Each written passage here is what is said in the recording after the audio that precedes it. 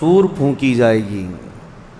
ہوگا یہ کہ ایک وقت آئے گا اس کا جب دنیا اینڈ ہونے والی، ختم ہونے والی ہے. مکمل ہو چکے. اللہ کریم بقیہ قرآن عظیم کے بچے ہوئے پاروں کو صحیح تجوید سے پڑھنے اور آپ کو سماعت کرنے کی توفیق عطا فرمائے. آج رمضان المبارکہ کے آخری عشرے کی پہلی رات ہے، یعنی 21ویں شب ہے، اور فرمان مصطفیٰ صلی اللہ تعالیٰ علیہ وسلم کے مطابق کہ شب قدر کو رمضان کی آخری طاق راتوں میں تلاش کرو. طاق راتوں کا مطلب یہی ہے 21، 23، 25، 27 اور 29. یہ 5 راتوں میں شب قدر کو تلاش کرنا ہے، اور جس کو شب قدر مل گئی اس کی زندگی وصول ہو گئی. اس دن وہ جو مانگے اسے اللہ عطا فرمائے گا اور اس کی بخشش ہو جائے گی، اور ما سبق جو کچھ بھی اس کے گناہ تھے وہ اس دن معاف کر دیے جائیں گے. اسی لیے اس رات کو تلاش کرنے کا اہتمام بزرگوں کا پہلے سے رہا ہے، بلکہ ان 5 راتوں کو ہمارے بزرگوں نے ایسے اہتمامات کے ساتھ بیدار رکھا ہے کہ لوگ اس میں کچھ نہ کچھ عبادت کرتے رہیں اور دین سے جڑے رہیں، کہ اگر یہ لمحہ ہمیں شب قدر کا مل گیا تو اللہ تعالی ہماری بخشش فرمائے. لیکن مجھے حیرت ہے، افسوس بھی ہے، بڑے شہروں میں اور خصوصیت کے ساتھ یہاں ممبئی میں تو کثرت سے رمضان کی راتیں لوگوں کو ایسا لگتا ہے کیرم کھیلنے کے لیے آتی ہیں، بکرے لڑانے کے لیے آتی ہیں، اور پھر رات بھر لوگ اپنے اپنے گراؤنڈ سجا کر کے کھیلنے میں مصروف رہتے ہیں. تف ہے اور افسوس ہے اس قوم کے لیے. اللہ ہدایت عطا فرمائے. تمہیں زندگی بھر تو کھیلنے میں ہی گزرا ہے، پھر کیا تم نے رمضان کو بھی کھیلنے کے لیے ہی بنا لیا؟ اللہ نہ کرے کہ حج نصیب ہوا تو پھر کعبے کے پاس بھی جا کر کے کھیلیں گے کہ تھوڑا سا ٹائم بچا ہے طواف میں، یہاں پر بھی کھیل لیتے ہیں. نعوذ باللہ من ذالک. اس لت کو نکالو. ہر چیز کا ایک وقت ہوتا ہے، ہر چیز کا ایک وقت ہوتا ہے. اگر آپ کے گھر میں مناسبات، تقریبات ہوتی رہتی ہیں، کبھی شادی کی تقریب ہے، کبھی کسی کا انتقال ہو گیا ہے، غم کی تقریب میں چہلم ہو رہا ہے، لیکن اگر ان تقریبات میں کوئی غیر مناسب حرکت ہونے لگ جائے تو آپ کو کیسا لگے گا؟ آپ کو کیسا لگتا ہے؟ آپ کے گھر میں شادی کی خوشیاں چل رہی ہوں، لیکن وہاں پر کوئی غیر متعلق لوگ آ جائیں شادی میں، جن کا شادی سے یا آپ کی خوشی سے کوئی تعلق ہی نہ ہو، آپ کو کیسا لگے گا؟ بالکل مناسب نہیں لگتا. اسی طرح میرے عزیزو، یہ رمضان تو اللہ تعالیٰ فرما رہا ہے ہر رات بخشش کے لیے مولا پکار رہا ہے اپنے بندوں کو، اور بندے رمضان کے غیر متعلق حرکتوں میں رہ جائیں تو یہ کتنی بڑی افسوس کی بات ہے. آج ہم نے جو تلاوت کی ہے اس میں سورہ مؤمن، سورہ حامیم السجدہ، اور اس سے پہلے سورہ زمر کی آیتیں بھی تلاوت کی. سورہ زمر میں اللہ تعالیٰ فرماتا ہے قیامت کے دن کا منظر، کیسے قیامت قائم ہوگی. وَنُفِخَ فِي الصُّورِ فَصَعِقَ مَنْ فِي السَّمَاوَاتِ وَمَنْ فِي الْأَرْضِ إِلَّا مَنْ شَاءَ اللَّهُ. سور پھونکی جائے گی. ہوگا یہ کہ ایک وقت آئے گا اس کا جب دنیا اینڈ ہونے والی، ختم ہونے والی. سائنس بھی آج اس بات کو تسلیم کر رہا ہے کہ یہ جو سولار سسٹم ہے اس کی ایک عمر ہے، اس کی ایک ایج ہے، اس کے بعد یہ ختم ہونے کے قریب آئے گا. تارے اپنی اپنی عمر مکمل کر کے بلیک ہولز میں جا رہے ہیں. گیلیکسی کے اندر جو سٹارز ہیں ان کی عمر ایک لیمیٹڈ عمر بتائی جا رہی ہے. اس میں سورج کی بھی عمر ہے، چاند کی بھی عمر بتائی جا رہی ہے. یہ سائنس کی باتیں ہیں، لیکن اللہ نے قرآن میں فرمایا چاند اور سورج یہ ٹکرا دیے جائیں گے، تارے ایک دوسرے سے سب ٹکرا دیے جائیں گے. اذا الشمس کورت واذا النجوم انکدرت.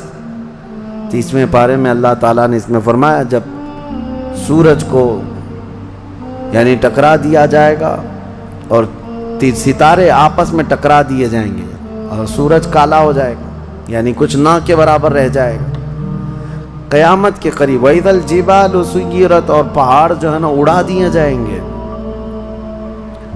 اور سمندروں میں آگ لگا دی جائے گی، زمین پوری ختم کر دی جائے گی۔ اور سورہ قارعہ میں آپ نے پڑھا ہوگا یوم یکون الناس کالفراش المبثوث وتکون الجبال کالعہن المنفوش، تم لوگوں کو دیکھو گے کہ پتنگوں کی طرح سے اڑ رہے ہوں گے، اور پہاڑوں کو دیکھو گے کہ روئی کا پھا جو ہوتا ہے، روئی کا پھا اس طرح سے پہاڑ بکھر چکے ہوں گے۔ اور اس کے بعد یہ قیامت جو آنی ہے اس کا یعنی پروسیس کس طرح سے، شروعات کیسی ہوگی، وہ ایک لمبی گفتگو ہے۔ مختصراً عرض کرتا ہوں کہ آیات حضور اکرم صلی اللہ تعالیٰ علیہ وسلم کی احادیث میں جو نشانیاں بیان کی گئی ہیں اس اعتبار سے قیامت کے قریب بڑی بڑی نشانیاں آئیں گی۔ دجال آئے گا، دابۃ الارض آئے گا، یاجوج ماجوج نکلیں گے، پھر اس کے بعد سورج پچھم سے نکلے گا، یہ سب بڑی بڑی نشانیاں ہیں۔ حضرت عیسیٰ علیہ السلام کا نزول اس سے پہلے، یہ سب ہو جانے کے بعد پھر روئے زمین پر سے مسلمان ختم ہو جائیں گے۔ پھر ایک وقت آئے گا کہ جب سب لوگ اپنے اپنے کاموں میں مصروف ہوں گے، کوئی کسی کو پڑی نہ ہوگی، اور پھر دنیا میں سب اپنے اپنے کاموں میں اس طرح سے مصروف ہوں گے، کوئی کپڑا کاٹ رہا ہے، کوئی دودھ دوہ رہا ہے، کوئی کھیتی باڑی میں ہل چلا رہا ہے۔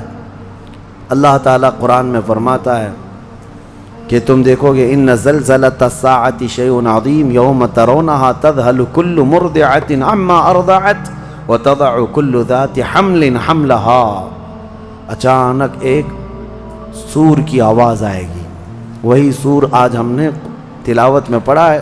اسرافیل علیہ السلام اللہ کے ایک فرشتے ہیں، ایک باجے کی شکل کی چیز وہ لے کر کھڑے ہیں، وہ بجانا شروع کریں گے۔ شروع میں دھیمی دھیمی آواز آئے گی اور یہ آواز بڑھتی چلی جائے گی یہاں تک کہ یہ آواز اتنی سخت ہو جائے گی کہ جو جہاں تھا وہیں کھڑا رہ جائے گا۔ کپڑا کاٹ رہا تھا اس کے ہاتھ سے کینچی گر گئی، جو کھیتی باڑی کر رہا تھا، ہل چلا رہا تھا، وہ وہیں کا وہیں رک جائے گا۔ دودھ دوہنے والا اس کا ہاتھ ویسی رہ جائے گا، یہاں تک کہ حاملہ عورتوں کے پیٹ سے بچہ نکل کر گر جائے گا، جو عورتیں حمل سے ہوں گی۔ اور اس کے بعد پھر ایسی غشی، پھر سب پر موت طاری ہوگی اور زلزلے آئیں گے اور پوری زمین کو ہلا کر کے ختم کر دیا جائے گا۔ یہ قیامت ہے، یہ قیامت ہے۔ سور پھونکنے پر سارے انسان جتنے روئے زمین پر ہیں سب کے سب ختم ہو جائیں گے۔ اس کے بعد اللہ تعالیٰ فرماتا ہے ثم نفخ فیہ اخری، پھر دوسری بار سور پھونکنے کا حکم ہوگا۔ لیکن کیسے؟ سور جب حضرت اسرافیل علیہ السلام پھونکیں گے، پہلے انسانوں کی موت، پھر یہاں پر جتنی مخلوقات ہیں، جنات ہیں، جانور ہیں، سب کی موت، چرند پرند تو چھوڑے، نباتات، یہ پیڑ پودوں میں کی جان ختم۔ چاند سورج کو جب ختم کر دیا گیا تو پھر کوئی چیز ہی نہیں، ستارے، چاند، سورج سب، بلکہ اللہ تعالیٰ کے جتنے ملائکہ ہیں، جبرائیل امین علیہ السلام سے لے کر دوسرے ایک فرشتے تک، سارے ملائکہ کو بھی موت آئے گی، سب موت کے شکار ہوں گے۔ اور سارے جب انتقال کر جائیں گے تو پھر بچتا کون ہے؟ صرف حضرت اسرافیل علیہ السلام جنہوں نے سور پھونکا۔ اب ان کو سور پھونکنے کا حکم جو تھا وہ کہا جائے گا روک دو اب۔ پھر اللہ تعالی حضرت اسرافیل علیہ السلام کو بھی موت طاری کرے گا، اور روح نکالنے والا فرشتہ کون ہے؟ ملک الموت اسرائیل علیہ السلام۔ اب تک یہ سب کی روح نکال چکے ہوں گے، اور پھر اللہ تعالیٰ اسرائیل علیہ السلام کی بھی روح نکال دے گا۔ اسرائیل جو سب کی روح نکالتے ہیں ان کو بھی موت ہے، ان کو بھی موت ہے۔ اور پھر ہم نے پڑھا کل شیء ہالک الا وجہہ، ہر شے فنا ہو جائے گی سوائے رب العالمین کے۔ کل من علیہا فان ویبقى وجہ ربک ذو الجلال والاکرام، جو کچھ بھی ہے سب فنا ہو جائے گا، تمہارے رب کی ذات صرف باقی رہے گی، کوئی نہیں باقی رہے گا۔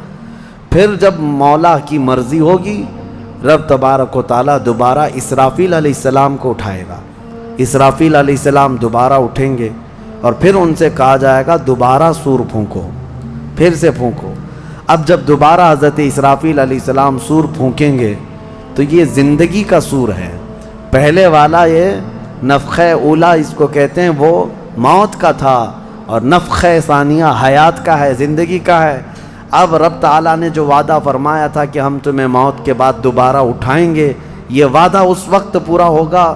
اب دوسرے مرتبہ جب سور پھونکنا شروع کرتے ہیں اسرافیل علیہ السلام، کتنے انسان آئے گئے، آدم علیہ السلام سے لے کر قیامت تک سب وہ زمینوں میں جہاں کہیں ہوں گے، کسی کو جلا کر ختم کر دیا گیا ہو، کسی کو جانور کھا گیا ہو، کسی کو پانی میں ختم کر دیا ہو، کسی بھی طرح سے، لیکن مولا تعالیٰ سب کو اٹھانے والا ہے۔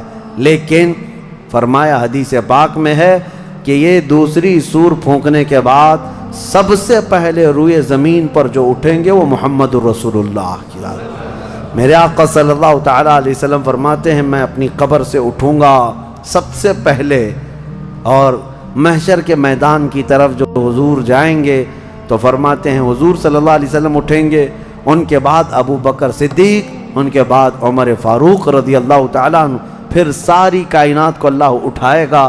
اور جب رسول کریم صلی اللہ تعالیٰ علیہ وسلم فرماتے ہیں میں میدان قیامت میں اس حال میں آؤں گا کہ میرا ایک ہاتھ ابو بکر کے کندھے پر ہوگا، دوسرا عمر ابن خطاب کے کندھے پر ہوگا۔ یقیناً وہ اس دن کے دولہا ہے، قیامت کا منظر ہے جب رسول کریم صلی اللہ تعالیٰ علیہ وسلم تشریف لائیں گے۔ اور اس کے بعد رب تعالیٰ نے فرمایا، سورہ زمر میں 2 آیتیں آئی ہیں، وَسِيقَ الَّذِينَ كَفَرُوا إِلَى جَهَنَّمَ زُمَرًا، اب جو کفار تھے ان سب کو کھینچ کر کے لایا جائے گا میدان قیامت میں۔ پہلے تو میں آپ کو بتا دوں پوری تفصیلات قیامت کے میدان میں، اس کے بعد ان آیتوں کی تفسیر پر آتا ہوں۔ پھر جب سب کو اٹھا دیا گیا تو ایک زمین ہوگی، اب وہ زمین کہاں ہوگی وہ اللہ بہتر جانتا ہے کس جگہ، کیونکہ یہ زمین ہے ہی نہیں، یہ آسمان ہے ہی نہیں، تو پھر اس وقت بنے گا کیا یہ اللہ ہی بہتر جانے۔ کہاں بنے گا، کس طرح بنے گا، اس میں ہم نہ سوچ سکتے ہیں نہ مثال دے سکتے ہیں۔ اب آپ مجھے بتاؤ یہ جو زمین جس پہ آپ بیٹھے ہیں یہ ختم ہونے والی، کیا رہے گا نیچے؟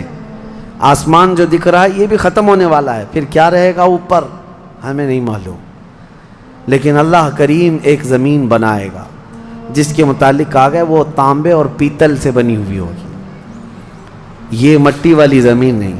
اور پھر اس کے بعد سورج کو پھر دوبارہ زندہ کیا جائے گا اور سورج کو سب کے سروں پر لا کر کھڑا کر دیا جائے گا۔ اب وہ زمین اور جس میں سارے انسانوں کو جمع کر دیا گیا ہے، آپ اندازہ کریں وہ زمین میں نہ کوئی عمارت ہوگی نہ درخت ہوگا، وہ بالکل فلیٹ زمین ہے، صرف میدان ہی میدان ہے۔ ایسا نہیں ہے کہ یہاں پر کوئی میدان اور تھوڑی دور کے بعد کوئی عمارت دکھے گی یا کوئی درخت دکھے گا یا کوئی پہاڑ، نہیں، کچھ نہیں، صرف سیدھی زمین۔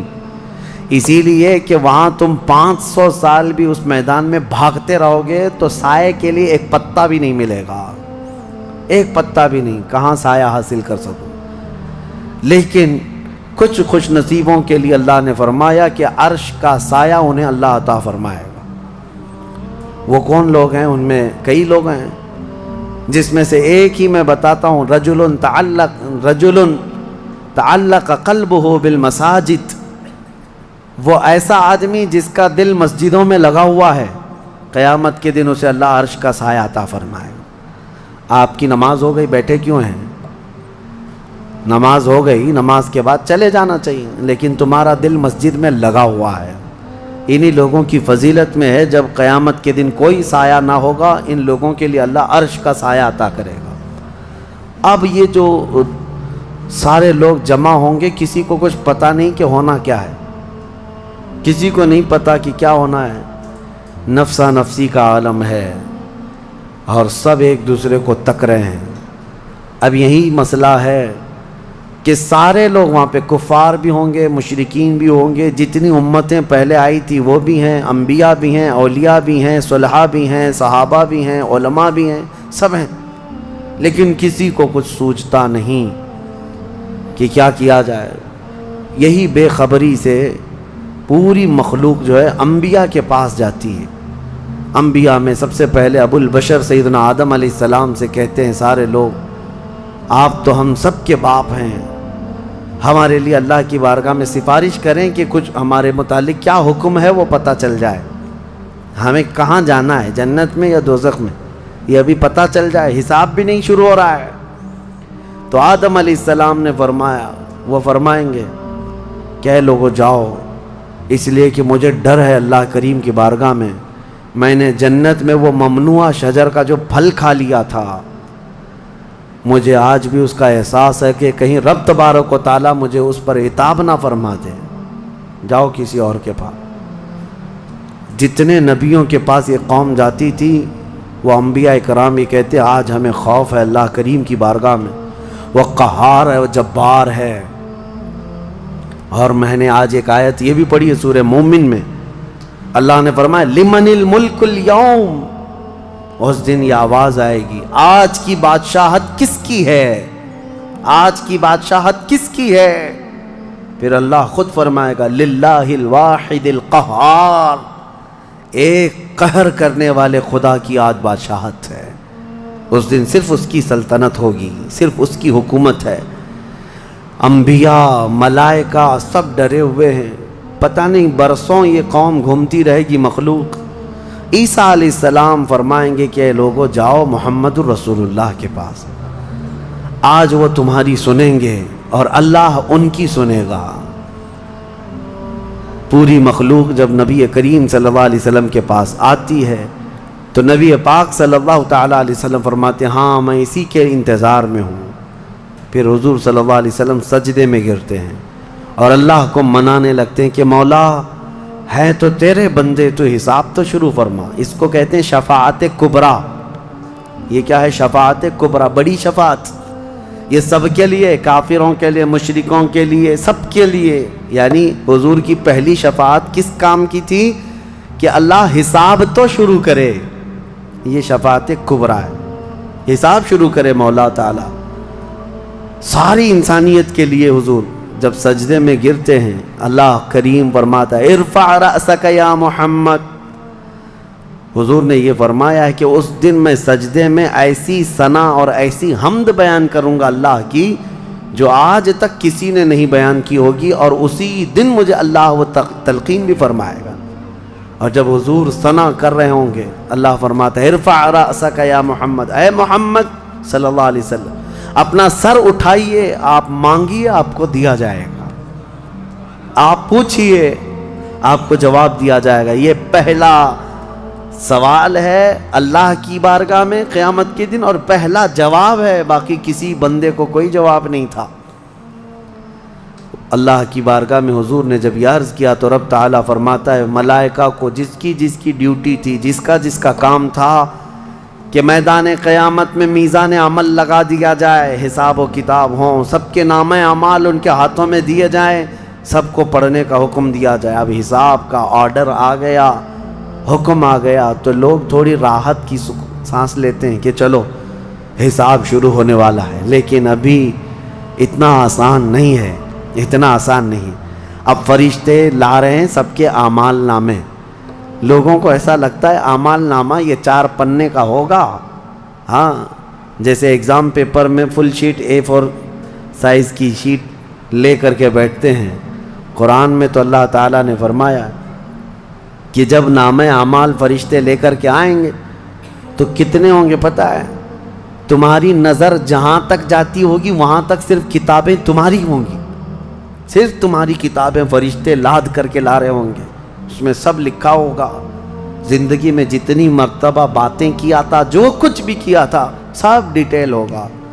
اور ہر آدمی وہاں پکار کر کے کیا کہتا ہے؟ ما لہذا الکتاب لا یغادر صغیرۃ ولا کبیرۃ الا احصاها۔ اے اللہ تو کیسی کتاب بنا دیا، اس میں چھوٹی چیز بھی نہیں چھوڑی گئی، بڑی چیز بھی نہیں چھوڑی گئی، سب لکھ دیا گیا ہے۔ اور پھر لا کر کے تھما دیا جائے گا. یہ پہلی علامت ہے کہ جس کے سیدھے ہاتھ میں اس کے نامہ اعمال پکڑا دیے جائیں گے. فرمایا گیا اس کے لیے وہیں سے ہلکا پن ہے، بشارت ہے کہ آسانی ہوگی.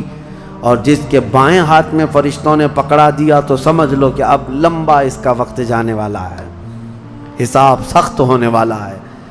یہ تو صرف پڑھ کے سنانا ہے اور اس کے بعد پھر پکڑ ہوگی کسی کام پر. یہ تو نے کیوں کیا تھا، اس کی وجہ بتا. یہ تو نے کیوں کھایا تھا، اس کی وجہ بتا. اس کے ساتھ ایسا کیوں کیا تھا، اس کا سبب بتا. صرف پڑھ کر کے سنانا نہیں ہے، جو کیا تھا اس کی وجہ بتانا ہے. اور جب وجہ کچھ نہ ہوگی حکم آ جائے گا کہ انہیں اوندھے منہ کھینچ کر کے دوزخ کی طرف لے جائیں. یہ قیامت کے دن ہو رہا ہے. اب یہاں پر ایک دوسری شفاعت ہے میرے آقا صلی اللہ علیہ وسلم. اب یہ جو شفاعت ہے یہ خاص امت محمدیہ کے لیے. ایک شفاعت حضور نے فرمائی سارے انسانوں کا حساب شروع ہو جائے.